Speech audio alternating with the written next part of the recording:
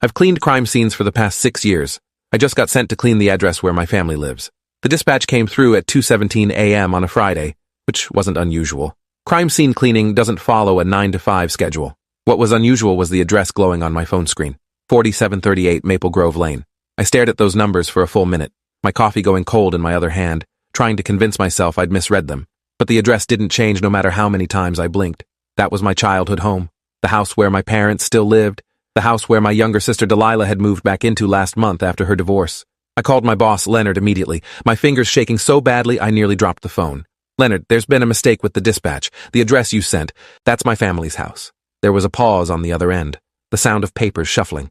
No mistake, Kira. Police called it in about 20 minutes ago. Standard protocol cleanup. They specifically requested Precision BioClean because we're discreet and thorough.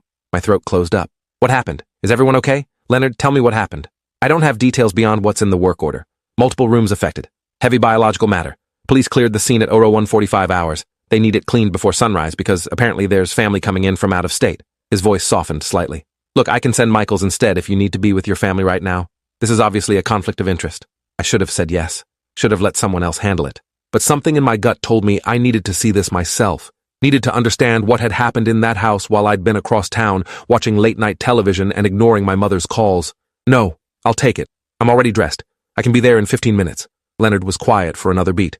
You sure? This isn't something you can unsee, Kira.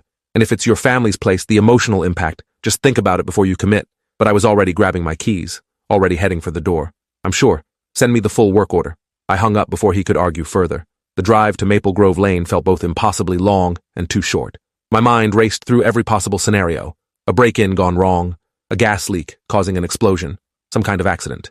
But the work order on my phone specified biological matter, which meant blood, which meant violence, which meant someone had been hurt badly enough to require professional cleanup. I tried calling my mother's cell, straight to voicemail. My father's phone, same thing. Delilah's number rang 6 times before going to voicemail, her cheerful message telling me to leave my name and she'd get back to me. Nobody was answering, and that silence was worse than any explanation could have been. I pulled up to the house just after 2:30 a.m. and immediately noticed the yellow police tape across the front door. The porch light was on, casting everything in harsh yellow illumination. My father's sedan was in the driveway. My mother's SUV was parked on the street. Delilah's little compact car was tucked behind the sedan. All 3 vehicles present, which meant everyone should have been home when whatever happened, happened.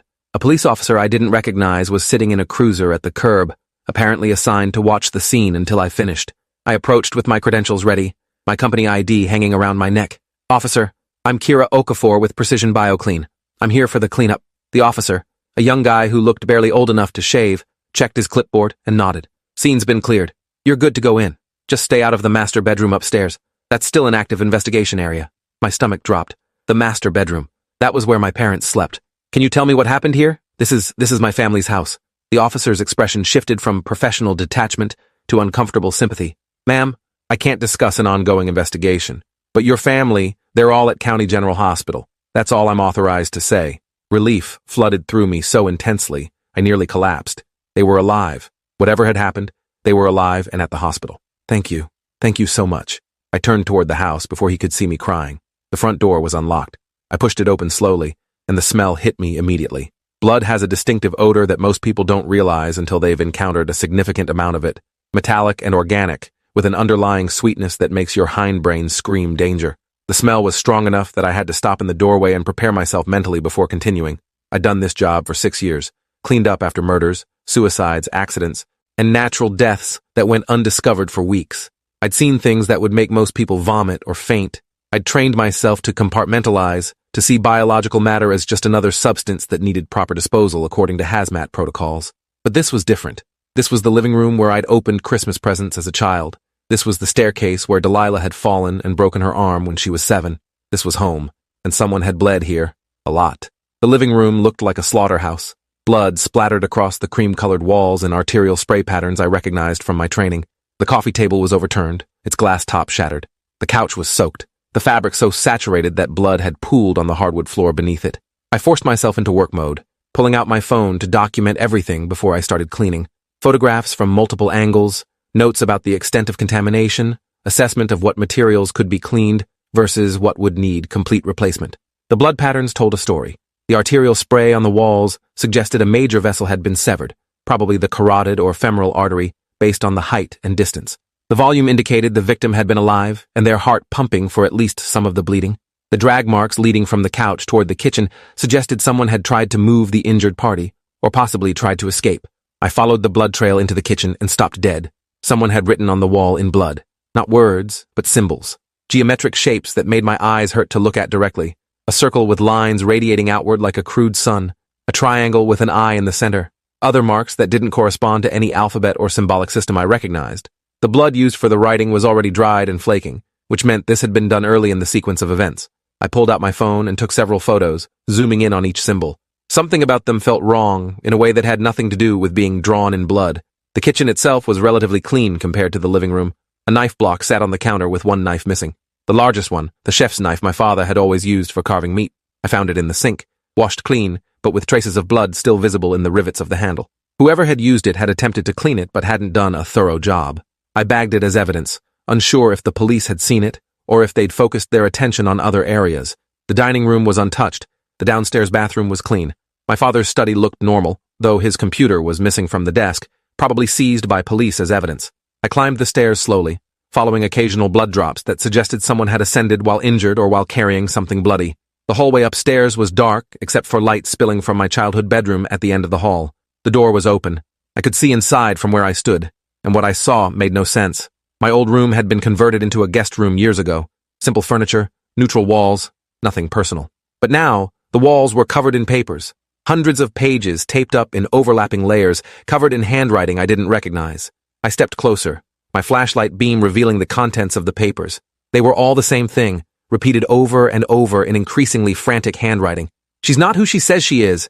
She's not who she says she is. She's not who she says she is. Thousands of repetitions covering every available surface. The ceiling, the closet doors, even the mirror over the dresser had been covered in taped paper, obscuring any reflection. I pulled out one of the pages carefully, trying not to disturb potential evidence. The handwriting was shaky and uneven, like it had been written by someone who was either very old or very unstable, but I recognized it. This was Delilah's handwriting. My baby sister had covered an entire room in repeated warnings about someone not being who they claimed to be, about someone lying about their identity. The question was, who was she talking about? I photographed everything, my hands steady despite the growing dread in my stomach. 6 years of training had taught me how to function through horror, how to document and process and maintain professional detachment even when every instinct screamed to run. But this was testing those limits. The master bedroom door was closed with police tape across it. The officer outside had said it was still under investigation, off limits even to me, but I could see blood seeping under the door, spreading across the hallway carpet. Whatever had happened in there had been bad, catastrophically bad. I moved to Delilah's room instead, the smaller bedroom she'd claimed when she moved back in last month. The door was ajar. Inside, everything looked normal at first glance. Bed made neatly, clothes hung in the closet, toiletries arranged on the dresser. But then I noticed the photographs. Every single picture that had included me had been defaced. School photos with my face scratched out. Family pictures with my image burned away, leaving holes in the paper. A framed photo from Delilah's wedding where she and I stood together as bride and maid of honor. My face was completely obliterated while hers remained untouched. Someone had systematically destroyed every image of me in this room. I picked up one of the damaged photos, a snapshot from last Christmas where the whole family had gathered. My parents' faces were intact. Delilah's face was fine. But where I should have been standing was just a black scorch mark. The paper burned through completely. My phone buzzed with a text from Leonard. Police just called. They're extending the scene hold. Don't start cleanup yet. Just document and wait for further instructions. I texted back confirmation and sat down on Delilah's bed, trying to process what I was seeing. My sister had covered one room in warnings about someone lying about their identity. Then she'd destroyed every photo of me in her personal space. The obvious conclusion was that she'd been having some kind of mental health crisis, that the divorce had triggered something, some paranoid break with reality where she'd fixated on me as a threat or imposter. But that didn't explain the blood downstairs, didn't explain the symbols on the kitchen wall, didn't explain why everyone's phones were going straight to voicemail while their cars sat in the driveway. I got up and searched Delilah's room more thoroughly, looking for anything that might explain what had happened. In her nightstand drawer, I found a journal. The last entry was dated yesterday. She came home today, Kira. Except it's not Kira. I don't know how to explain it. She looks exactly like my sister, sounds like her, has all her memories. But something's wrong. Something's missing. Like looking at a photograph instead of a person. Mom and Dad don't see it, or they don't want to see it. But I know, that thing is not my sister. I read the entry 3 times, my hands shaking. Delilah had written this yesterday, but I hadn't been here yesterday. I'd been home, alone, working on paperwork from other jobs. I hadn't seen my family in almost 2 weeks. I flipped back through earlier entries. The handwriting deteriorated the further back I went, becoming more erratic and desperate. It knows that I know. It watches me when it thinks I'm not looking. Its smile doesn't reach its eyes. Its laugh sounds wrong, like someone remembering how to laugh instead of actually finding something funny. I tried to tell Mom, but she got angry. Said I was being cruel. Said the divorce made me bitter and jealous of Kira's stable life. But I'm not crazy. I'm not making this up. That thing is not my sister. Dad won't listen either. He says I need therapy. Maybe I do. Maybe I'm losing my mind. But I swear on everything I love, the woman living in this house is not Kira Okafor. She's something else wearing her face. The entries went back 3 weeks, which meant whatever Delilah had been experiencing or imagining or believing had started right around the time she moved back home after her divorce. Right around the time she would have been vulnerable and stressed and potentially unstable. But the timing bothered me. I pulled out my own phone and scrolled back through my messages with my family. 3 weeks ago, I texted my mom to say I'd be busy with work and wouldn't be able to visit for a while. She'd responded with understanding and a promise to save me leftovers from Sunday dinner. 2 weeks ago, my dad had called to ask about my car's check engine light. We'd talked for 20 minutes about potential issues, normal father-daughter conversation. 10 days ago, Delilah had sent me a strange text. "When did you cut your hair?" I'd responded with confusion. "I didn't? It's the same length it's been for months." She'd never replied. I scrolled further back and found more oddities.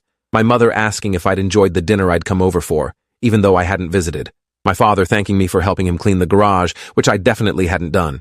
Text messages referencing conversations I'd never had, visits I'd never made, interactions that had never occurred, but they were all dated, all time-stamped, all preserved in my phone's memory as proof that, from my family's perspective, I had been present for all of these things. Either I was having massive memory blackouts, or someone else had been visiting my family. Someone who looked enough like me to fool my parents and father, but not quite right enough to fool my sister. I heard a sound downstairs. Footsteps, slow and deliberate, moving through the living room.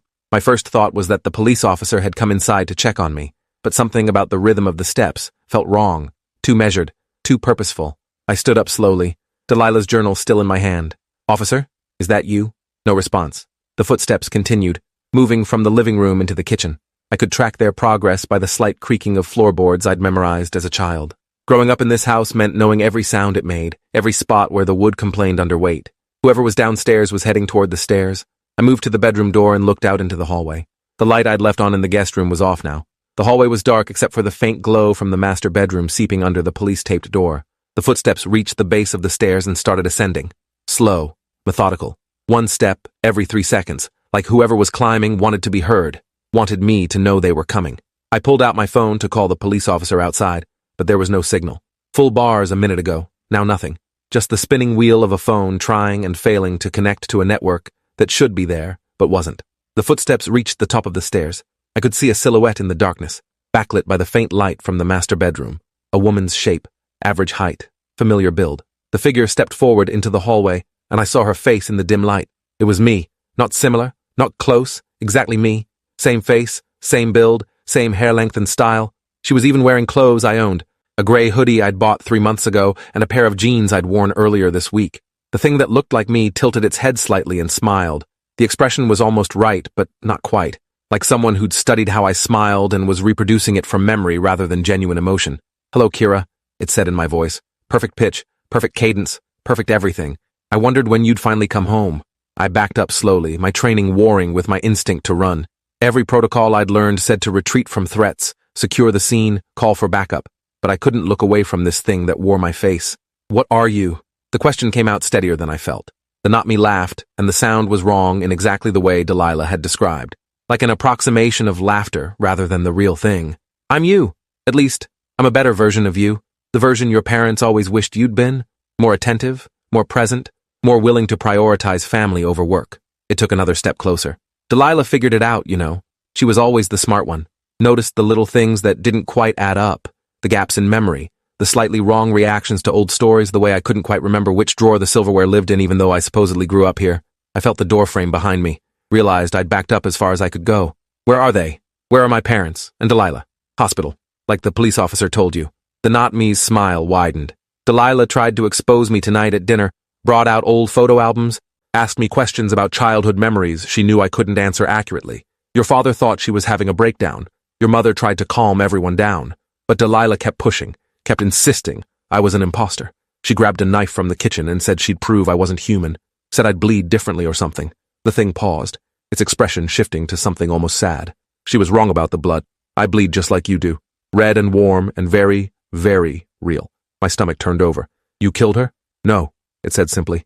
I defended myself. When someone comes at you with a knife, self-defense is justified. Your father tried to stop her, got caught in the struggle. Your mother called 911. There was a lot of screaming, a lot of blood, but they're all alive. All at County General getting treated for various lacerations and stab wounds and psychological trauma from watching their youngest daughter have a complete psychotic break. The way it said psychotic break made it clear that's how the story had been reported. That's what the police believed. That's what my parents probably believed too. Delilah, the recently divorced woman living back home with her parents, had snapped and attacked her own sister with a knife. Classic case of mental illness and family violence. No one would ever believe the truth. Why?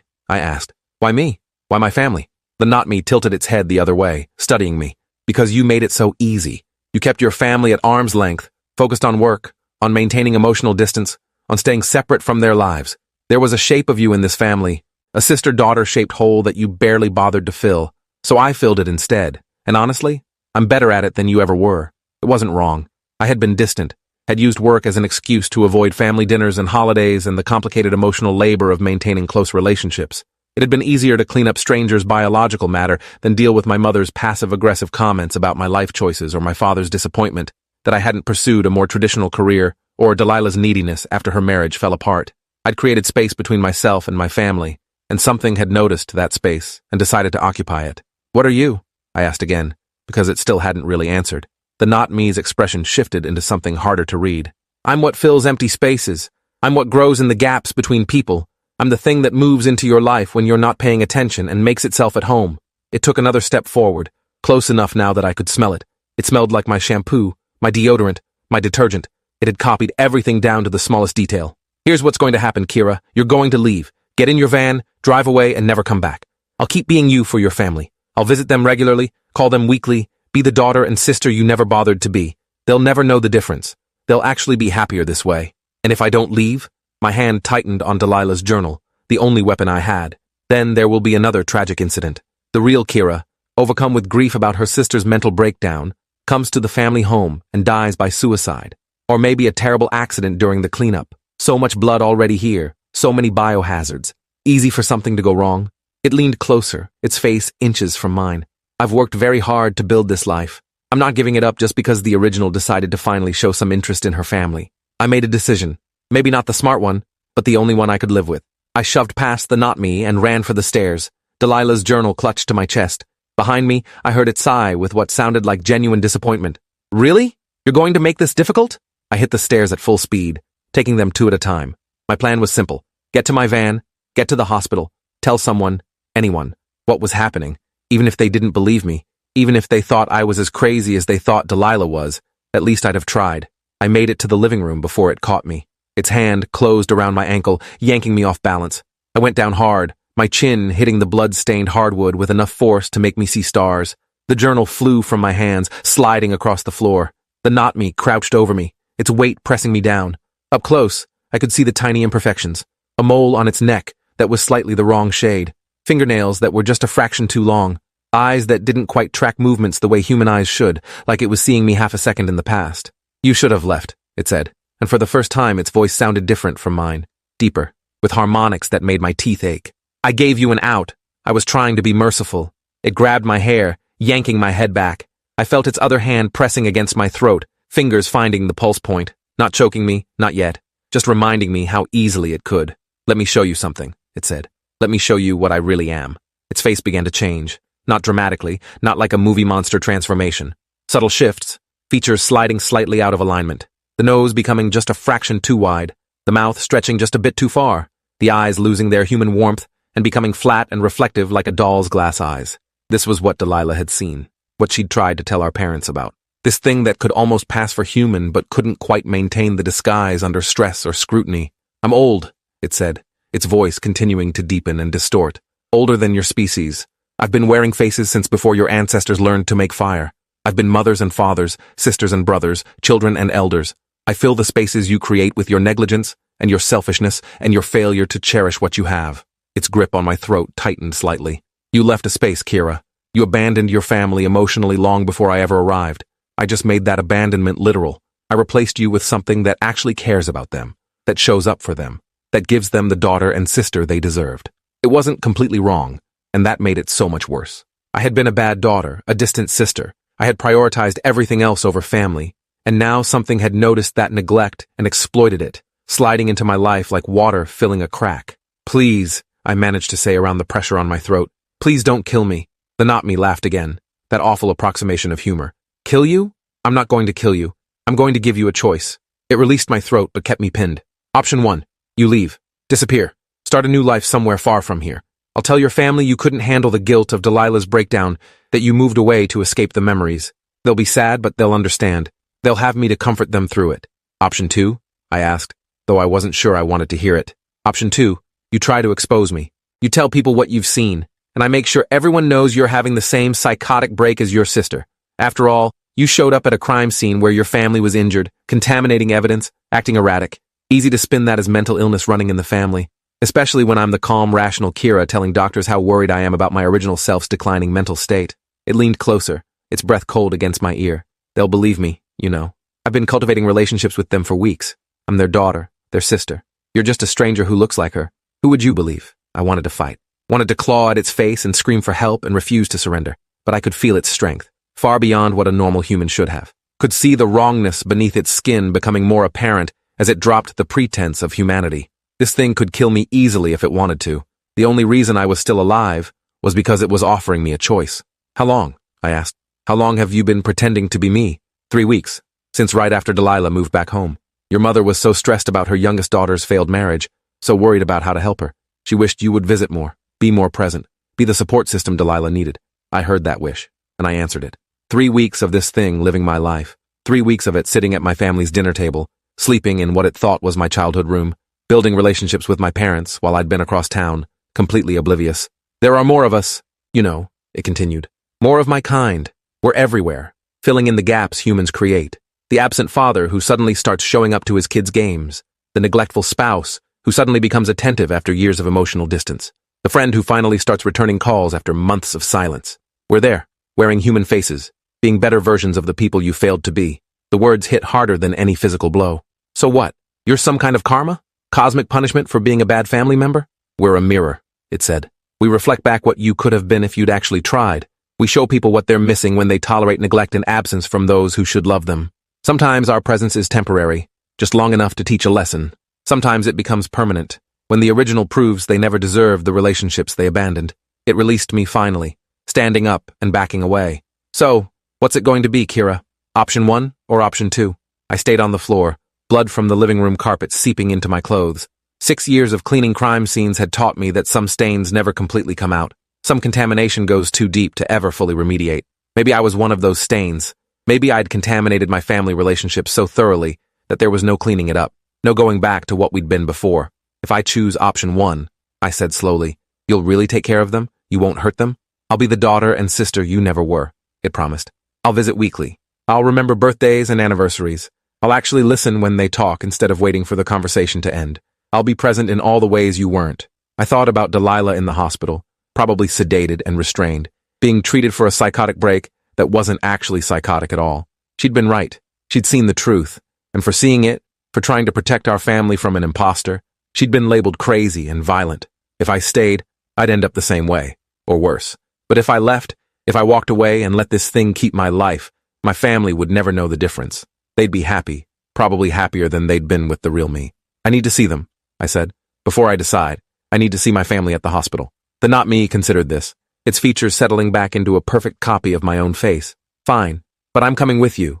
And if you try anything, if you say one word about what I really am, I'll make sure you never leave that hospital except in restraints, understood? I nodded. What choice did I have? We drove to County General in my work van, the not me sitting in the passenger seat, humming along to the radio like this was a normal family visit, like we weren't a human woman and the creature that had stolen her identity, heading to see the family that had been caught in the middle. What do I call you? I asked, as we pulled into the hospital parking lot. You're not actually me. Do you have a name? It considered the question. I've had many names over the centuries, but for now, you can call me Kira, since that's who I am to everyone who matters. We walked into the hospital together. To anyone watching, we would have looked like identical twins, both wearing similar casual clothes, both moving with the same tired slump of people who'd been awake too long. The front desk directed us to the third floor, trauma unit. My parents were in room 314. Delilah was in the psychiatric wing, separate from them. "We'll see your parents first," the not me said quietly. "They need to see you, see us, being supportive and concerned. It'll help reinforce the narrative that Delilah was having a breakdown." Room 314 was semi-private, with my parents in bed separated by a curtain. My mother saw us first. Her face was pale and her left arm was bandaged from wrist to elbow. "Kira," she said, and her relief was so genuine it made my chest ache. "Oh, honey, I'm so glad you're here." She didn't seem to notice there were two of us. Her eyes went to the not me standing slightly ahead of me, and that was the Kira she saw, the one she'd been building a relationship with for 3 weeks, the one who'd been present and attentive and everything I hadn't been. My father was more heavily bandaged, with IV lines running into both arms. He'd lost more blood, taken more damage trying to separate Delilah from the thing he thought was his daughter. His eyes found me, the real me, standing in the doorway. For a moment I thought he'd see the difference, thought he'd recognize his actual daughter versus the imposter. But his gaze slid past me to the not me, and he smiled weakly. "There's my girl. I knew you'd come." The not me moved to my father's bedside, taking his hand gently. "Of course I came. I'm so sorry this happened. I'm so sorry about Delilah." "It's not your fault," my mother said from her bed. Something's been wrong with her for weeks. We should have seen it, should have gotten her help sooner." "Can we see her?" the not me asked. "Can we visit Delilah?" My father shook his head. "They have her sedated and under observation. Doctor said she was having paranoid delusions, accused you of being some kind of imposter or monster. She wouldn't stop saying it even after everything." He trailed off, his eyes going distant with the memory of his youngest daughter attacking his oldest with a knife. "We'll get her help," the not me said with my voice, with perfect compassion and concern. "Whatever she needs. Therapy, medication, hospitalization if necessary. We'll make sure she's taken care of." I stood in the doorway, watching this thing play my role, say my lines, be my better self. My parents believed every word. They saw their daughter being strong and supportive in a crisis, exactly what they needed. They had no idea they were trusting a creature that had admitted to being ancient and inhuman, something that wore faces like I wore my cleaning gear, practical tools for a specific job. "Mom, Dad," I said, finally finding my voice. "Can I talk to you about something?" They both looked at me then, and I saw the confusion in their eyes, saw them trying to process why there were two Kiras in the room. "What?" my mother started, then stopped, looked at me, then at the not me, then back at me. I don't understand." The not me moved quickly, positioning itself between me and my parents. "Mom, Dad, this is going to sound crazy, but that's not actually me. I think it's someone who looks like me. Maybe related to what happened with Delilah, some kind of shared delusion or hallucination from the trauma." Its voice was calm, rational, exactly what you'd want to hear from a reliable daughter in a crisis. "No," I said, stepping forward. "No, that's not true. I'm Kira. I'm your daughter. That thing has been pretending to be me for the past 3 weeks. It's what Delilah saw, what she was trying to warn you about." My father's face went pale. "Oh God, it's genetic. The delusions are genetic." "I'm not delusional." My voice came out too loud, too desperate. "Please, you have to listen to me. I'm the real Kira. I clean crime scenes for Precision BioClean. I drive a white work van. I live in an apartment on Sterling Avenue. I haven't visited you in 2 weeks because I've been busy with work, and I'm sorry about that. I'm so sorry, but that thing is not me." My mother was crying now, her good hand pressed to her mouth. "Make it stop. Please make it stop." The not me pulled out its phone, my phone that I'd never given it, and dialed. "Yes, this is Kira Okafor at County General Hospital, 3rd floor. We have a situation. A woman who looks exactly like me is here claiming to be me, distressing my parents who are recovering from a violent assault. Yes, she seems to be having some kind of psychological episode. No, I don't think she's dangerous, just confused. But my parents have been through enough tonight." It looked at me with something almost like pity. "You had a choice, Kira. You chose wrong." Security arrived within minutes. 2 large men who listened to the not me's calm explanation about a confused woman, possibly a twin or relative, who was having a mental health crisis. They approached me gently but firmly. "Ma'am, we need you to come with us. We're going to take you somewhere quiet where you can talk to a doctor." "No, you don't understand. That's not me. I'm me. Run my fingerprints, check my ID, call my boss Leonard at Precision BioClean. He knows me. He can verify who I am." But the not me was already holding up identification. My identification. My driver's license with my photo, my credit cards, my insurance card, everything I should have had in my wallet, which was currently in my van in the parking lot. "I think she might have stolen my wallet," the not me said sadly. "I wondered where it went. She must have taken it while I was saying goodbye to the police officer at my parents' house." The security guards exchanged a look. "Ma'am, where's your identification?" "In my van, in the parking lot. I can show you." They escorted me out of the room. the not-me's sad expression following us. My last view of my parents was their confused, frightened faces as they clutched each other, trying to understand why their daughter was apparently duplicating or why strangers who looked like her were having breakdowns in their hospital room. In the elevator, I tried again. Please, just look in my van. White cargo van, Precision BioClean logo on the side. My wallet's in there with all my ID. That'll prove who I am. The taller security guard nodded. We'll check. But you need to understand, ma'am. If you're impersonating someone, if you've stolen identification, that's a serious crime. They took me to a small office and had me wait while they verified my story. I sat in an uncomfortable plastic chair, my mind racing. Everything I'd said was true and could be verified. My van was in the lot. My wallet was in the van. My boss Leonard could confirm my identity, but the not me had weeks of relationship building with my family, had photos and memories and shared experiences, had become Kira in every way that mattered to the people who loved her.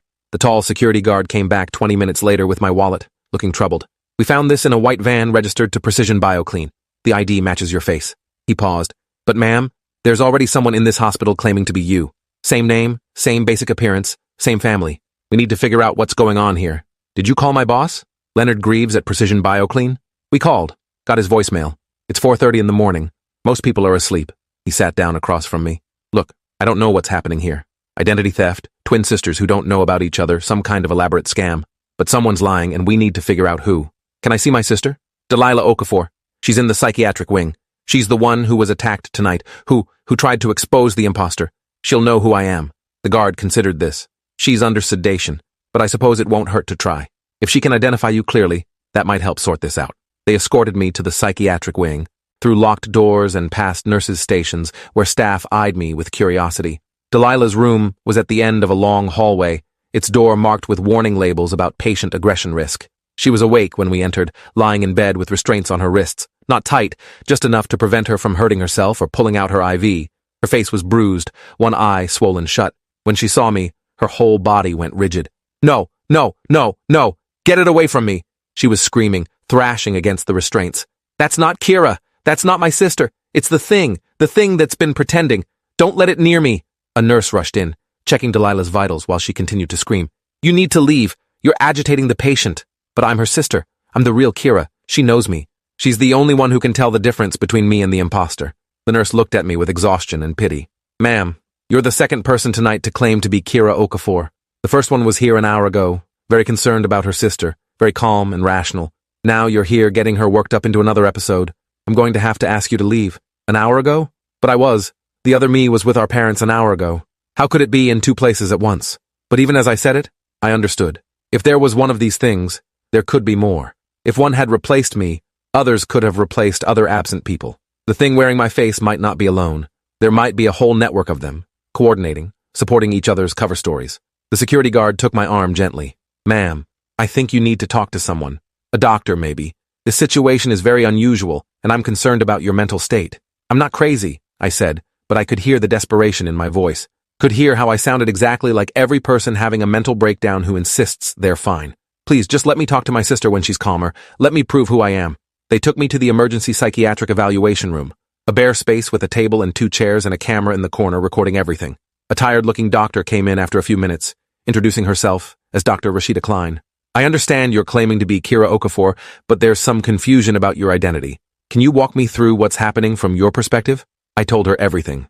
The dispatch to my family's house, finding the blood and the symbols, reading Delilah's journal, encountering the thing that wore my face. It all came spilling out in a rush of words that I knew sounded insane, even as I was saying them. Dr. Klein listened patiently, taking notes. When I finished, she was quiet for a moment. That's quite a story. Very detailed, very internally consistent.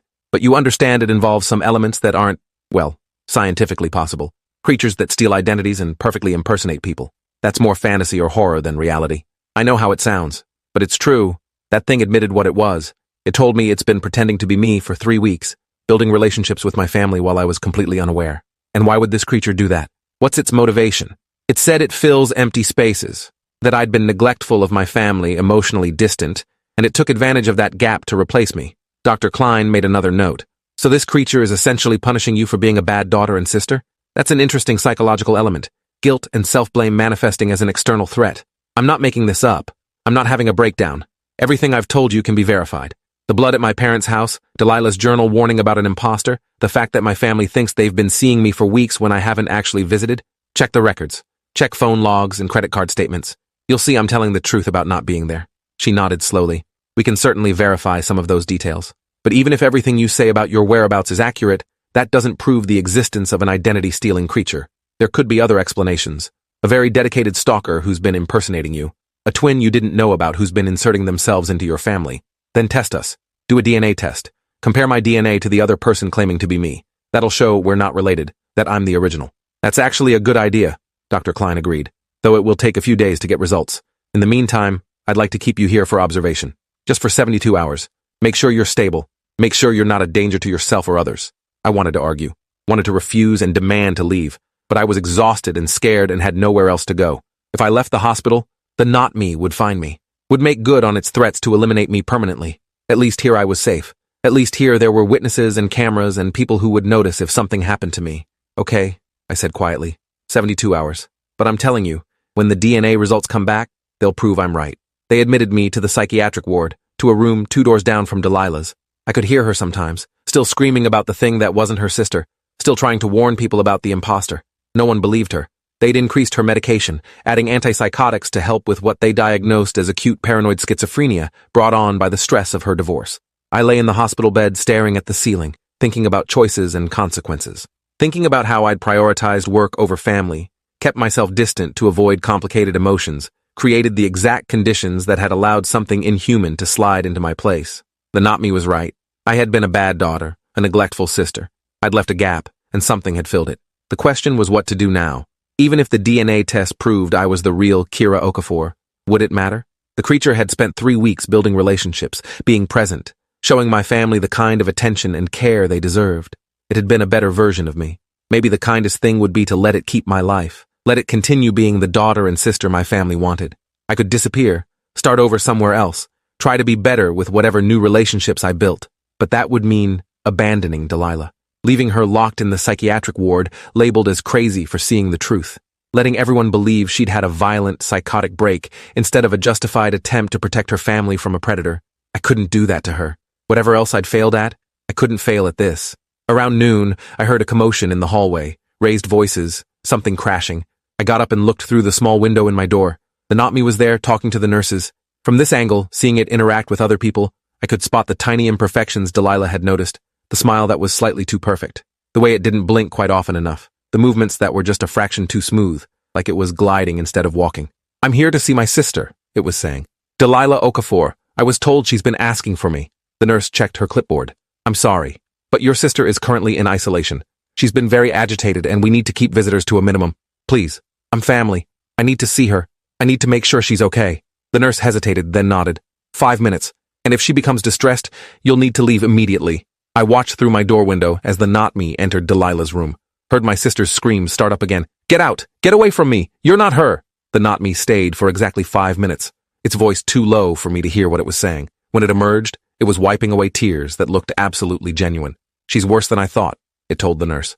Thank you for taking care of her. I know it's not easy. After it left, I heard Delilah sobbing. Not screaming anymore, just this broken, hopeless crying.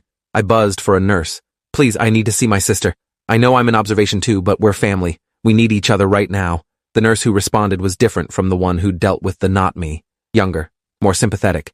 You're the sister too? The other one? I'm the real one. The person who was just here is the imposter Delilah's been warning everyone about. Please, just let me try to talk to her. Let me show her I'm real. The nurse considered this, probably weighing regulations against compassion. 5 minutes, same as the other person. But if she gets upset, you leave immediately. Her mental state is very fragile right now. She escorted me to Delilah's room. My sister was curled in a ball on the bed, restraints removed now that she'd calmed down. When she heard the door open, she flinched. Please, no more. I can't take any more. Delilah, I said softly. It's me. It's really me. Not the thing that's been pretending. Your real sister, Kira. She looked up slowly, her one good eye focusing on my face. For a long moment, she just stared. Then her expression crumbled into relief and fresh tears. Kira, is it really you? How do I know it's really you? Remember when you were 7 and you broke your arm falling down the stairs? I was supposed to be watching you, but I was on the phone with my friend Valerie, not paying attention. You never told Mom and Dad it was my fault. You said you just slipped. Delilah's breath caught. The thing, it tried to reference that story, but it got the details wrong. Said you were watching TV, not on the phone. Said I was 6, not 7. Because it doesn't actually have my memories. It has what it learned from observing our family and reading things and piecing together a history from fragments. But it's not really me. I sat on the edge of her bed carefully. I'm so sorry, Delilah. I'm sorry I wasn't here. I'm sorry I was so distant that I created room for something like that to take my place. You were right to try to expose it. You were right about everything. She reached out and grabbed my hand, gripping it so tightly it hurt. They think I'm crazy. Mom and Dad think I attacked you, attacked it, because I'm having a psychotic break. They're never going to believe the truth. Then we'll make them believe. The DNA test will prove I'm the real Kira Okafor. That thing can look like me, sound like me, but it can't fake DNA. Delilah shook her head. It told me something. Just now, when it was in here pretending to be concerned. It said, even if the DNA test proves you're the original, it won't matter. It's already filed legal documents claiming you're an imposter who's been stalking the family. It has emails, text messages, photos, 3 weeks of documented history showing it living as Kira Okafor. You have nothing. Who do you think a court will believe? My stomach dropped. That's not possible. It can't have that much documentation. It said something else too. Delilah's voice dropped to a whisper. It said there are more of them. Lots more. They have lawyers. They have people in positions of power who are either compromised or replaced. They've been doing this for decades, maybe longer, building infrastructure to protect themselves, to make sure anyone who tries to expose them gets labeled as crazy or criminal. I thought about the security guards who'd found my wallet, but still looked at me with suspicion. The doctor who'd listened sympathetically, but clearly thought I was delusional. How easy it would be for the not me to paint me as an unhinged stalker, obsessed with stealing someone else's life. So what do we do? I asked. How do we fight something that's this organized? Delilah was quiet for a moment. It's journal. The journal I kept with all my observations about it being wrong. Did you find it? Yes. It's still at the house. I dropped it when the thing attacked me. Get it. That journal has dates, specific incidents, details about the thing's behavior that prove it's not human. It's not much, but it's something. And maybe if we go public, if we make enough noise, other people who've noticed these things will come forward too. We can't be the only ones who've seen them. She had a point. If these creatures had been replacing people for decades, there had to be others who'd noticed. Others who'd been labeled as crazy or paranoid, but who were actually seeing the truth. I'll get the journal, I promised. And then we're going to figure out how to expose these things for what they really are. We spent the rest of the 5 minutes planning. How to get out of the hospital without triggering security. Where to go that would be safe from the not me. Who we could trust with the truth. By the time the nurse came to take me back to my room, we had the basics of a plan. That night, I waited until the psych ward was at its quietest. Around 3 a.m., when most of the staff was focused on paperwork and monitoring rather than actively checking on patients. I'd convinced the evening nurse I was feeling much better, cooperative and calm, ready to accept whatever treatment plan Dr. Klein recommended. She'd relaxed the observation protocols, confident I wasn't a flight risk. I slipped out of my room and down the hallway to the staff break room. Found a set of scrubs someone had left hanging on a chair. Changed quickly and pulled my hair back into a ponytail that looked more professional than my current disheveled state.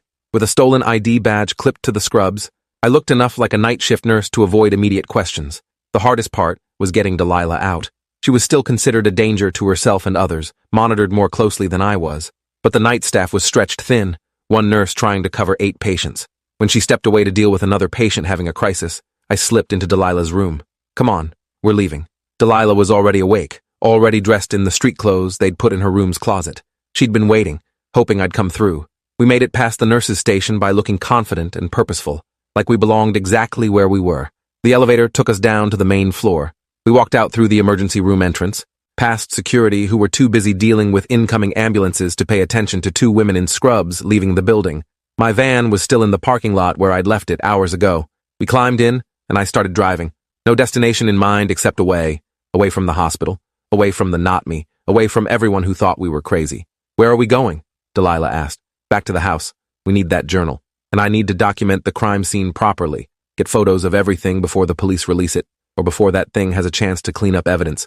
Delilah nodded, then looked at me seriously. Kira, what happened there tonight, what I did with the knife, I really thought I was protecting our family. I really believed that thing was going to hurt you, hurt all of us. I know, and you were right. It did hurt people. It hurt Dad trying to defend itself. It orchestrated a situation where you'd look violent and unstable.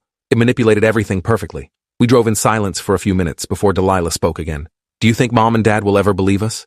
Even with evidence? Even with proof? Will they be able to accept that the daughter they've been bonding with for 3 weeks is actually a monster? I didn't have a good answer to that. The not me had done exactly what it promised. It had been a better daughter than I ever was. More present, more attentive, more willing to show up and put in the emotional labor that relationships require. Our parents might actually prefer it to the real me. We reached Maple Grove Lane around 4:00 a.m. The police tape was still up, but the officer who'd been watching the scene was gone, probably reassigned once they'd determined it was a straightforward case of mental illness and family violence. I used my company key to unlock the front door. Inside, the house was dark and still smelled like blood. My cleaning equipment was still where I'd left it, untouched. Start looking for the journal, I told Delilah. I'm going to document everything with photos and video. We need a complete record before anyone tries to alter the scene. Delilah headed upstairs while I started in the living room, photographing the blood patterns and the overturned furniture and the shattered glass. My phone's camera captured everything in harsh detail. The arterial spray that showed violence and panic, the drag marks that told a story of struggle. Evidence that this had been more than just a troubled woman attacking her sister. This had been something calculated and deliberate. In the kitchen, I photographed the symbols on the wall, those geometric shapes that still made my eyes hurt to look at directly. I'd seen a lot of strange things in 6 years of crime scene cleaning, but nothing like this. Nothing that felt actively hostile to human perception. Kira, Delilah's voice called from upstairs, sharp with alarm. You need to see this. I ran up the stairs and found her in the guest room, the one with all the papers taped to the walls. But something had changed since I'd been here before. The papers were different. Instead of repeated warnings about someone not being who they claimed to be, these papers were covered in accusations about me. Kira has been acting strange for months. I don't think she's taking her medication. Saw Kira talking to herself in the bathroom. She didn't realize I was watching. The things she was saying didn't make sense. I'm scared of what Kira might do. She's not herself anymore. Need to document everything in case something happens. The handwriting was still Delilah's, but the content had been completely changed. Someone had replaced every warning about the not me with warnings about me, creating a paper trail of an unstable, potentially dangerous older sister. I never wrote this, Delilah said, her voice shaking. I would never say these things about you. I know, but this is what the police will see if they come back. This is what establishes you having a reason to attack me with a knife. You were scared. Protecting yourself and our parents from your dangerous older sister who'd been showing signs of mental illness for months. I started pulling papers down, stuffing them into my work bag as evidence. If the not me had gone to this much trouble to create false documentation, it meant we were a real threat to its cover. It was trying to discredit us preemptively, making sure that even if we presented evidence, it could be dismissed as the fabrications of two mentally ill sisters, reinforcing each other's delusions. The journal, I said. Where did you drop it? Delilah led me back downstairs to the living room. It should be right here where I saw you drop it, but the floor was empty. No journal. We searched the entire room, moving furniture, checking under cushions and behind curtains. Nothing. The journal was gone.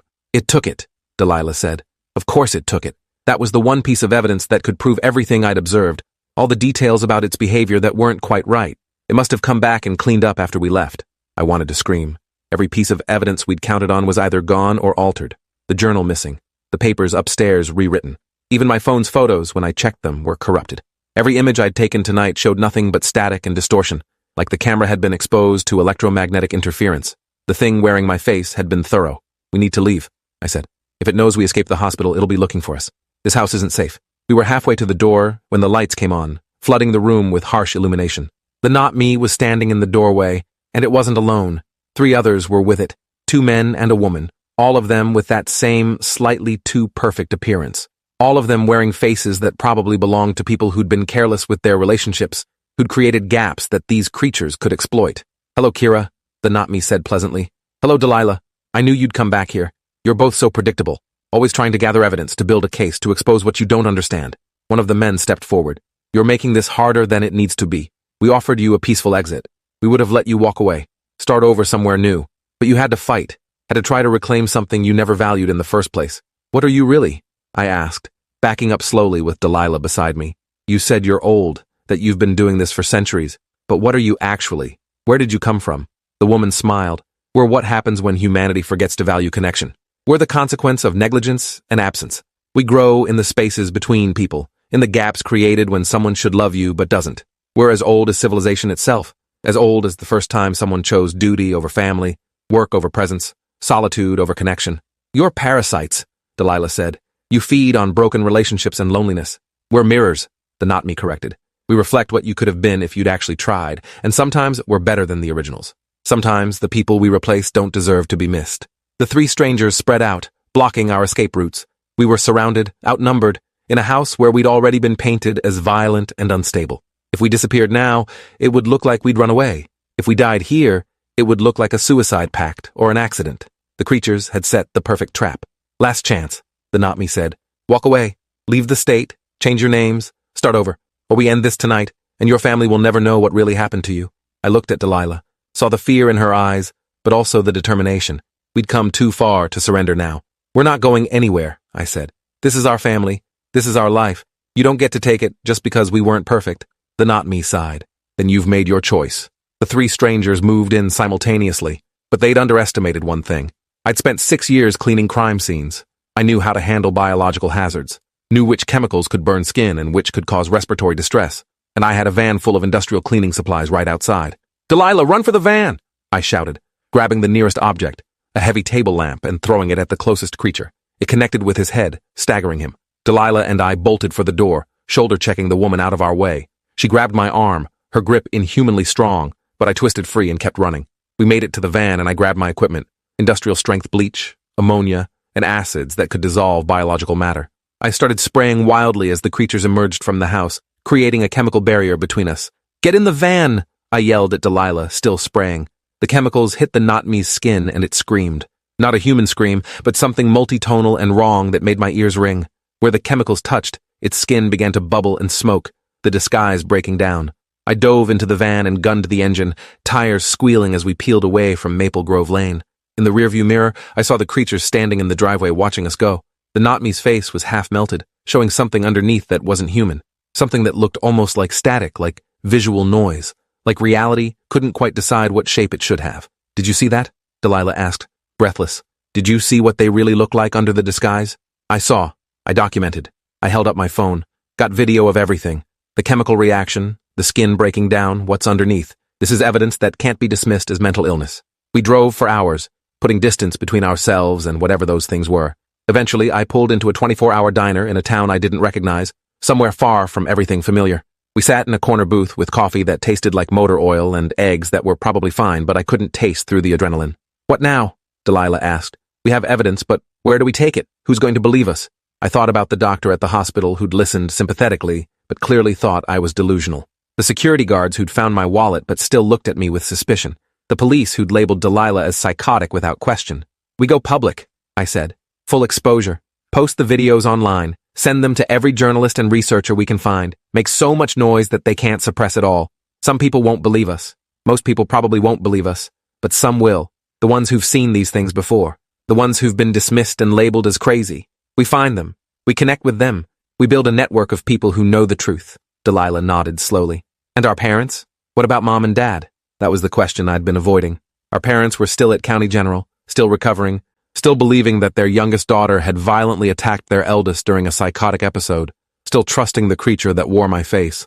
We can't save them right now, I said, and it hurt to admit. The best thing we can do is expose what these creatures are, build enough evidence that eventually, our family will have to see the truth, even if it takes months, even if it takes years. I pulled out my phone and started uploading the videos to every platform I could think of. Social media, file-sharing sites, forums dedicated to paranormal experiences. Each upload was tagged with keywords that would help people find it. Real doppelgangers. Identity theft by non-human entities. Creatures that replace absent family members. Within hours, the videos had thousands of views. Some comments dismissed it as obviously fake, elaborate special effects. But others recognized what they were seeing. This happened to my brother. We thought he was having a breakdown when he said his girlfriend wasn't real. Nobody believed him. They put him in a hospital just like your sister. Is he still there? Could he be telling the truth? I've seen these things. Not often, but occasionally I'll meet someone who looks right but feels wrong in exactly the way you're describing. I always thought I was just being paranoid. Now I'm wondering if I was actually picking up on something real. There are more of them than you think. They're everywhere. In families, in workplaces, in positions of power. They've built entire support networks to protect each other and discredit anyone who tries to expose them. You're in danger just by posting this. That last comment made me nervous. But we'd already committed. Already burned our bridges with the life we'd had before. There was no going back now. Over the next few days, we drove from town to town, staying in cheap motels and using cash for everything. My phone started getting calls from numbers I didn't recognize. Some were journalists wanting interviews. Others were people who claimed they'd had similar experiences, who'd seen these creatures or suspected a loved one had been replaced. And some calls were threats. Calm, measured voices warning us to delete the videos and stop spreading lies. Telling us that we were making things worse for ourselves. That we should accept the generous offer that had been extended and disappear quietly. We ignored the threats and started doing interviews. Local news first, small stations that were willing to give airtime to a weird story during slow news days, then larger outlets, true crime podcasts, paranormal investigation shows.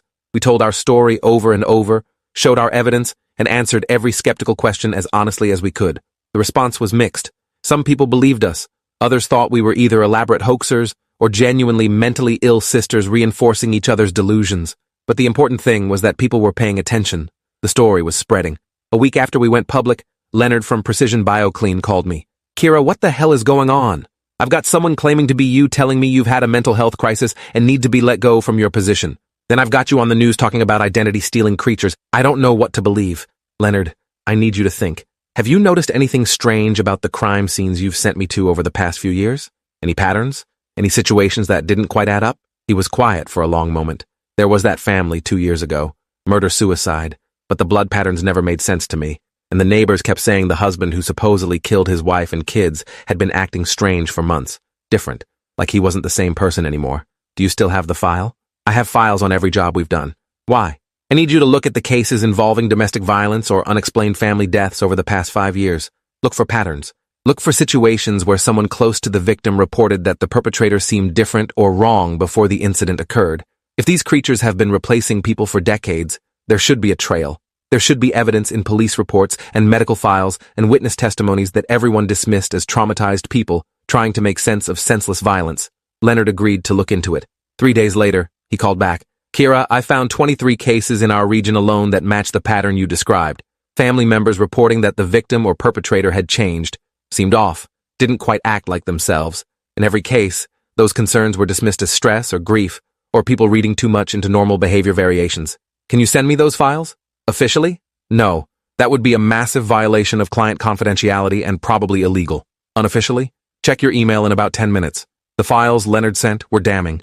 Case after case where someone had noticed that a family member wasn't quite right, had tried to raise concerns, and been dismissed by everyone from police to therapists to other family members. In several cases, the person who'd noticed ended up dead or institutionalized, conveniently silenced before they could make too much noise about their observations. We added these files to our evidence collection and kept doing interviews, kept making noise, kept refusing to be silenced. A month after we'd fled the hospital, Detective Lynn from the police department that had investigated the incident at my parents' house contacted us. Miss Okafor, Kira, and Delilah. I've been reviewing the case file from the incident at Maple Grove Lane. There are some inconsistencies I'd like to discuss with you. We agreed to meet at a neutral location, a coffee shop in a busy area where there would be witnesses if anything went wrong. Detective Lynn was a woman in her 50s with sharp eyes and a no-nonsense demeanor. She sat down across from us and pulled out a thick folder. "I've worked in law enforcement for 27 years, she said. In that time, I've seen a lot of things that don't make sense. Cases that should be straightforward but have elements that just don't add up. Your case is one of those." She opened the folder and pulled out crime scene photos. The blood spatter patterns at your parents' house indicate multiple points of origin, not consistent with a single attacker wielding a knife. More consistent with several people bleeding in different locations simultaneously, but we only found evidence of 3 victims, your parents and Delilah. "What about the symbols on the kitchen wall?" I asked. "The geometric shapes drawn in blood. Did you analyze those?" Detective Lynn's expression darkened. "That's the thing. Those symbols aren't in any of our official documentation. No photos, no mention in the initial report. But I was there that night. I saw them. I took photos with my personal phone because something about them made me uneasy. When I went to file my report, the symbols had been removed from all official documentation. Someone with access to our evidence system scrubbed them completely." She pulled out her phone and showed us the photos she'd taken. The same disturbing geometric shapes I'd documented, the ones that hurt to look at directly. I started digging deeper, found 15 other cases in the past decade with similar patterns. Unexplained symbols at crime scenes that disappear from official records. Witnesses who report seeing things that don't make it into police reports. Evidence that gets lost or corrupted. Delilah leaned forward. "You believe us. You actually believe what we've been saying about these creatures." "I believe something is happening that we don't have a framework to understand," Detective Lynn said carefully. "I believe there are entities or individuals who've figured out how to manipulate our systems, our documentation, our perception of reality. Whether they're supernatural creatures or just extremely sophisticated criminals, I don't know. But they're real, and they're dangerous." She pulled out more documents. "I've been collecting cases quietly for years. Every time I tried to bring it to my superiors, I got shut down, told I was seeing patterns where none existed, told I needed to take some time off, maybe talk to a counselor. 2 other detectives who were investigating similar patterns retired early or transferred to different departments. One died in a car accident that was ruled mechanical failure, even though his car had just passed inspection the week before. "So what do we do?" I asked. "How do we fight something that's infiltrated law enforcement, that can alter official records, that has enough power to silence anyone who gets too close to the truth?" Detective Lynn was quiet for a moment, We build a case so airtight they can't ignore it. We document everything, create redundant backups, involve enough people that they can't silence all of us. And we accept that this is going to be dangerous, that we might not survive it, but at least we'll know we tried. Over the next 2 months, we became a team. Detective Lynn, Delilah, myself, Leonard, and a growing network of people who'd had experiences with these creatures. We called ourselves the Displaced, people who'd been pushed out of their own lives by something that wore their face and did their job better than they ever had. We compiled evidence, hundreds of cases spanning decades, patterns of replacement, manipulation, and elimination. We found people in psychiatric hospitals who'd been locked up for trying to expose imposters. We found families torn apart by creatures who'd carefully orchestrated situations to discredit the originals. And we found the bodies. Not many, but enough. People who'd refused to walk away, who'd fought to reclaim their lives. They'd all died in ways that looked like accidents or suicides, but the patterns were too consistent to be coincidence. We started posting everything online, created a website called thedisplaced.org, where people could share their stories, upload evidence, and connect with others who'd experienced similar situations. Within weeks, we had thousands of members. Some were probably hoaxers or attention seekers, but many were genuine. People who'd noticed something wrong, been dismissed as crazy, and finally found others who believed them. The backlash was immediate and intense. Our website got hit with DDoS attacks constantly. We received death threats, legal threats, and threats of commitment to psychiatric facilities. Several of our members disappeared or stopped responding to messages. But we kept going, because what else could we do? We'd already lost everything. Our families didn't believe us. Our old lives were gone. The only thing left was the fight. 3 months after fleeing the hospital, we got a break. One of our members, a computer forensics expert named Adrian, managed to trace some of the attacks on our website back to their source, a corporate entity called Synthesis Integration Services, which described itself as a consulting firm specializing in family therapy and relationship mediation. But when Adrian dug deeper, he found something disturbing. Synthesis Integration Services had been founded in 1947. It had offices in 23 countries, and it employed thousands of relationship specialists who worked with families to resolve conflicts and improve communication. It was a front, an organizational structure built specifically to support and protect the creatures, to help them integrate into human families, maintain their cover, and eliminate anyone who threatened exposure. "This is bigger than we thought," Adrian said during our video conference. "This isn't just random creatures replacing random people. This is an organized operation. They have infrastructure, resources, legal protection. They've been doing this systematically for at least 75 years, probably longer." Detective Lynn pulled up the corporate records. Synthesis Integration Services has connections to dozens of psychiatric hospitals, police departments, and government agencies. They provide consulting services that give them access to records and personnel. They could easily manipulate evidence, alter reports, and ensure that anyone who reports these creatures gets labeled as mentally ill. We started investigating Synthesis Integration Services directly, found shell companies and hidden financial transactions, found connections to pharmaceutical companies that manufactured antipsychotic medications, found ties to academic institutions that studied identity disorders and dissociative conditions. The creatures hadn't just infiltrated families, they'd built an entire shadow infrastructure to support their existence and silence anyone who threatened to expose them. We were putting together a massive document, thousands of pages of evidence, when Delilah got a call from the hospital. Our mother had taken a turn for the worse. Her injuries from the incident at Maple Grove Lane had developed complications. She was in intensive care and asking for her daughters. "It's a trap," I said immediately. "They know we've been building a case. They're using our mother to lure us back." Delilah looked torn. "But what if it's real? What if she's actually dying and we miss our chance to see her one last time?" Detective Lynn checked with her contacts at County General. "Your mother is there. She is in ICU.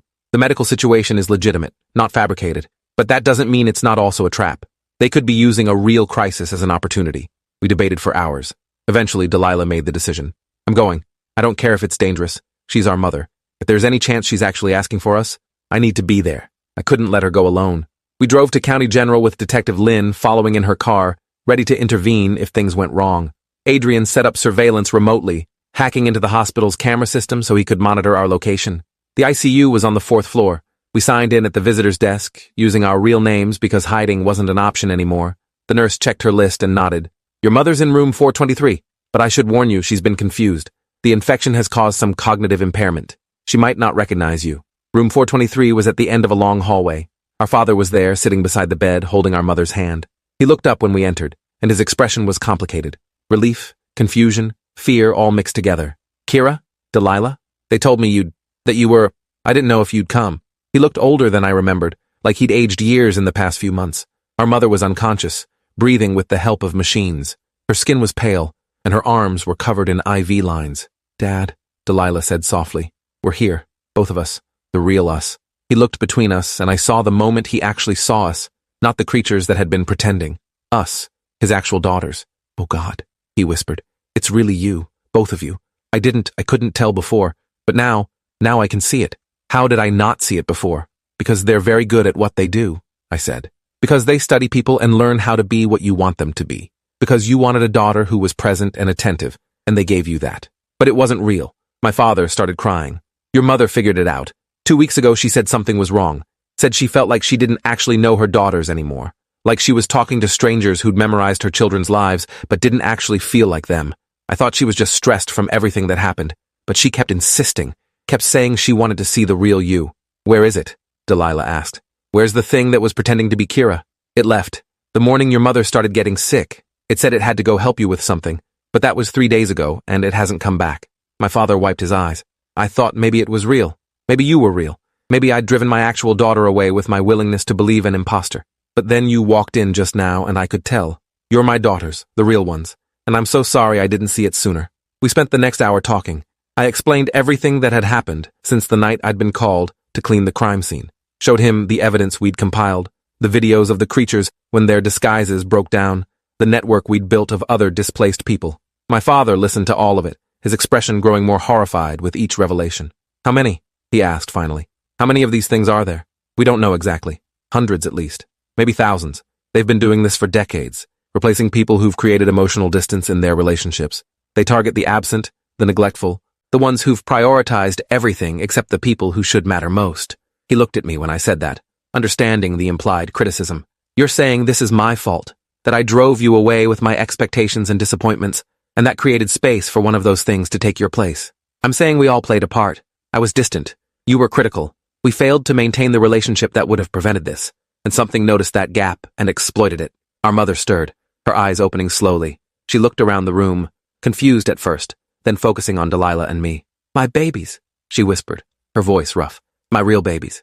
You came back." Delilah moved to the bed, taking our mother's hand carefully. "We're here, Mom. We're both here." "I knew," our mother said. "I knew they weren't you. Something about the eyes, the way they looked at me, like they were studying me instead of knowing me, like they had to think before responding instead of just naturally understanding." She coughed, wincing with pain. "I tried to tell your father, tried to make him see, but by then everyone thought I was the one who was confused. They increased my medications, said I was having cognitive issues from the trauma. I felt a surge of anger at how thoroughly the creatures had isolated our mother, how they'd used the medical system to discredit her observations and make sure no one would believe her concerns. We're going to stop them, I promised.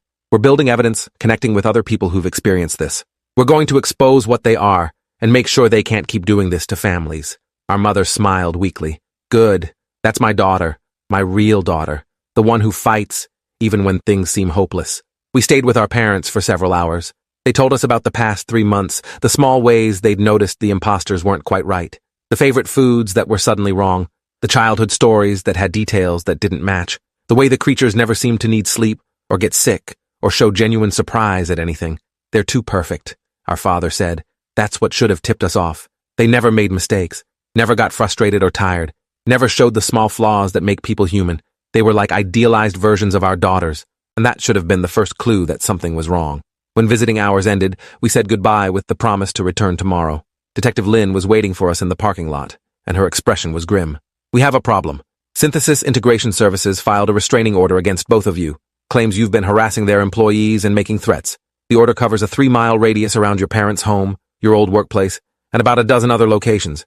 If you violate it, you'll be arrested immediately. They're trying to limit our movement, I said. Make it harder for us to investigate or meet with other displaced people. It gets worse. 3 of our website members were committed to psychiatric hospitals today. All of them had been planning to give public interviews about their experiences. All of them were deemed a danger to themselves after sudden psychotic episodes. We were running out of time. The creatures were moving against us systematically, using legal and medical systems to isolate us, discredit us, and eliminate our support network. We need to go bigger, Adrian said through the phone. Right now, we're trying to build a case that will convince authorities. But the authorities are compromised. We need to go directly to the public. Massive, undeniable exposure. We spent the next week preparing the largest information dump in the history of the Displaced Network.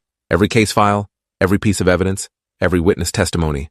We compiled it all into a comprehensive document that was impossible to dismiss as the ravings of isolated mentally ill individuals. We sent copies to every major news outlet, uploaded it to every file-sharing service, and distributed it through every social media platform. We called it the Displacement Archives, and within 24 hours, it had been downloaded over 1 million times. The response was explosive. Some media outlets dismissed it as an elaborate hoax. Others took it seriously, investigating the cases we documented and finding that everything checked out. Families came forward with their own stories. Police departments started reopening old cases. Psychiatric hospitals began reviewing the diagnoses of patients who'd claimed to be replaced. Synthesis Integration Services tried to suppress it, filing lawsuits and DMCA takedowns and using every legal tool available. But there were too many copies, too many people sharing it, too much momentum. The truth was out, and it couldn't be put back in the box. 2 weeks after the Displacement Archives went public, the Not Me contacted me directly. A phone call to the burner phone I'd been using, from a number that showed up as unknown. "Hello, Kira," it said in my voice. "You've been busy. What do you want?" "To tell you that you've won. Congratulations. You've exposed us, made it impossible for us to continue operating the way we have been. Synthesis Integration Services is being investigated by international law enforcement.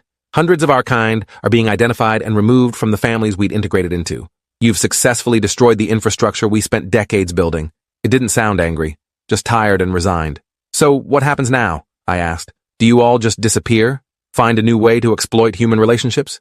"Some will disappear. Others will adapt. We've survived for millennia by being flexible.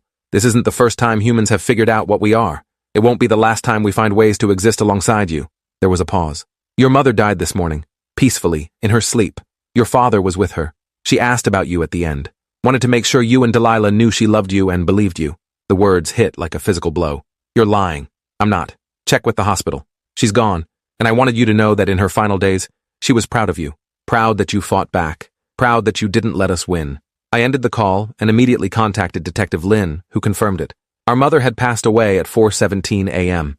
The hospital had tried to reach us, but we'd been using burner phones and moving around too much for them to locate us quickly. Delilah and I drove to County General one more time. Our father was in the room with her body, holding her hand even though she was gone. "She waited as long as she could," he said when we arrived. "Kept fighting until she knew you were safe, until she knew the truth was coming out and you wouldn't spend your lives being labeled as crazy." We sat with our mother's body for hours, grieving not just her death, but everything we'd lost over the past few months, the family we'd taken for granted, the relationships we hadn't maintained, the life we'd thought was stable until something had shown us how fragile it all was. The funeral was small, just our immediate family and a few of the displaced members who'd become our closest allies. Detective Lynn, Leonard, Adrian, people who'd risked everything to help us expose the truth. During the service, I noticed a figure standing at the edge of the cemetery, far enough away that they weren't obviously part of the gathering, but close enough that I could see their face. It was the Not Me, still wearing my face, still moving like me, but diminished somehow, less perfect, more uncertain. After everyone else left, I walked over to where it stood. "Why are you here?" "To pay respects. Your mother was kind to me during the weeks I wore your face. She deserved better than what we do, what we take from people." It looked at me with eyes that were my color but not my eyes. "I'm leaving, going somewhere remote where I won't be tempted to replace anyone else. You've made it clear that what we do is wrong, even if our intentions aren't malicious, even if we genuinely believe we're improving people's lives by being better versions of those who failed them. You can't improve something by destroying it," I said. "You can't replace a person and call it an upgrade. What makes us human isn't perfection. It's the flaws and the effort and the choice to keep trying even when we fail." The Not Me nodded slowly. "I'm beginning to understand that. Too late, but I'm understanding it." It turned to leave, then paused. "For what it's worth, your mother saw through me long before anyone else did. She knew I wasn't you, and instead of being relieved to have a better daughter, she grieved. She wanted the real you, flaws and all. Remember that. Remember that the people who really love you don't want perfection. They want you." 6 months after our mother's funeral, life had found a new shape. Not the shape it had been before, but something different. Delilah and I bought a small house together, far from Maple Grove Lane, far from the memories of that night. We'd learned we worked well as a team, that the distance we'd once kept from each other had been as destructive to our relationship as my distance from our parents. Our father visited regularly. He'd retired from his job and spent his time now volunteering with families who'd been affected by displacement, helping them understand what they'd experienced, supporting them through the recovery process, advocating for better systems to identify and remove the creatures. The Displaced Network continued growing. We had over 50,000 members worldwide now, people sharing their stories, connecting with others who understood, working together to document and expose new cases of replacement. Synthesis Integration Services was gone, dissolved by international law enforcement cooperation. But we knew the creatures themselves weren't gone. They'd just scattered, gone underground, found new ways to integrate into human society that didn't require the massive organizational infrastructure. I went back to crime scene cleaning, not for precision bioclean, but independently, specializing now in cases that might involve displacement, learning to recognize the signs, the patterns that suggested a crime scene wasn't what it appeared to be. And sometimes, late at night, I'd think about what the not me had said, about how I'd created space through my neglect, about how I'd failed to value relationships until something had shown me their worth by taking them away. I couldn't change the past, couldn't undo the years of emotional distance or the choices that had made my family vulnerable, but I could do better going forward, could show up, be present, maintain the connections that mattered instead of letting them atrophy through neglect. That was the real lesson. Not that monsters existed, though they did. Not that they could steal your face and your life, though they could. The real lesson was that relationships require active maintenance. That love isn't enough if you never show up to demonstrate it. That the people who matter most should never have to wonder if you care. My family had almost been destroyed by something inhuman, but we'd actually been failing each other long before the creatures arrived. They'd just exploited weaknesses we'd created ourselves. Now, a year later, I was cleaning a crime scene on the other side of the state. A family home where something had gone violently wrong. The police report said murder-suicide, husband killed his wife, and 2 children before taking his own life. But the blood patterns were wrong. The timeline didn't make sense, and the neighbors kept saying the same thing I'd heard in so many other cases. He'd been acting strange lately, different, like he wasn't quite himself anymore. I documented everything carefully. The arterial spray that suggested multiple attackers, the symbols on the walls that made my eyes hurt, the evidence that had been overlooked or dismissed because the official narrative was simpler than the truth. When I was done, I uploaded everything to the Displaced network. Within hours, other members were analyzing it, connecting it to similar cases in nearby areas, building a map of activity that suggested a pattern. The creatures were still out there, still replacing people, still exploiting the gaps in human relationships. But now, we knew what to look for. Now, we had networks and protocols and people who believed us. Now, when someone said their loved one wasn't acting like themselves, there were people who would listen instead of immediately dismissing it as paranoia or mental illness. I drove home that night thinking about my mother, about how she'd known the truth and fought to protect us even when everyone thought she was confused, about how she'd been proud of us for exposing what had happened, even though it cost her everything. The house was dark when I arrived, but Delilah had left the porch light on, a simple gesture that meant she was thinking of me, that she cared enough to make sure I came home to a welcoming space instead of just an empty building. I stood in the driveway for a moment, looking at that light, remembering all the times I'd come home to darkness because I'd been too busy or too tired or too focused on work to maintain those small connections with my family. The creatures had taught me something valuable, even though their lesson had been brutal. They'd shown me that the spaces we create through neglect will be filled, if not by something monstrous, then by distance and resentment and the slow erosion of love. I went inside, locked the door behind me, and made a point to tell Delilah I appreciated the porch light, made a point to ask about her day, made a point to be present instead of just physically there, because that's what it took to keep the monsters away. Not locks or weapons or vigilance against external threats, just the simple daily choice to show up for the people who mattered, to not leave spaces that something else could fill. The world was still full of creatures that wore human faces, still full of things that exploited weakness and took what wasn't freely given. But it was also full of people fighting back, people who'd learned the hard way that relationships are fragile and precious and require constant effort to maintain. And maybe that was enough. Maybe knowing the danger and choosing to fight against it was all we could do. I'd cleaned crime scenes for 6 years. I'd seen the worst of what humans could do to each other and what inhuman things could do to humans. But I'd also seen resilience, seen people rebuild after devastating losses, seen families come together stronger after being torn apart, seen love prove more powerful than the things that tried to destroy it. My family had been targeted because I'd failed them. The creatures had exploited gaps I'd created through years of emotional distance. But in exposing them, in fighting back, I'd learned what my family was actually worth, what I'd been taking for granted all those years. And now, every day, I worked to make sure those gaps never opened again, to be the daughter, the sister, the person I should have been all along. Not perfect. I'd never be perfect, but present, trying, showing up. The crime scenes kept coming. The creatures kept operating in the shadows. The displaced network kept growing as more people recognized the signs and refused to let imposters steal their lives. It wasn't over. It would probably never be completely over. But we were fighting back, and that had to count for something. I pulled out my phone and looked at the last photo I had of my mother, taken a few days before she died, her holding Delilah's hand and smiling despite the pain she was in. She'd fought to protect us, even when everyone thought she was confused. She'd believed us when no one else would. She'd loved the real us more than the perfect imposters. That was worth remembering, worth honoring, worth living up to.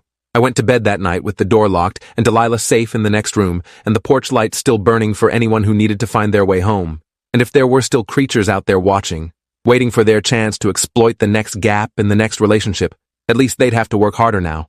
At least they'd face resistance. At least they'd know that some people had learned to recognize them. Some people refused to be replaced. The work continued. The fight continued. Life continued. And that was all we could do. Show up, be present, and refuse to create the spaces that monsters love to fill. I'd cleaned crime scenes for 6 years. But the most important thing I'd learned wasn't about blood spatter patterns or biohazard protocols. It was about the value of human connection. About what happens when we take relationships for granted. About the cost of emotional distance. And about the simple, daily choice to be there for the people who matter. Even when it's inconvenient. Even when it's hard. Even when work or life or 1,000 other excuses make it easier to stay away. Because the alternative, the gaps we create through neglect, they don't stay empty. Something always fills them. And we might not like what moves in when we're not paying attention. Thanks for hanging out till the end. If you want more stories, make sure to subscribe and leave your take below.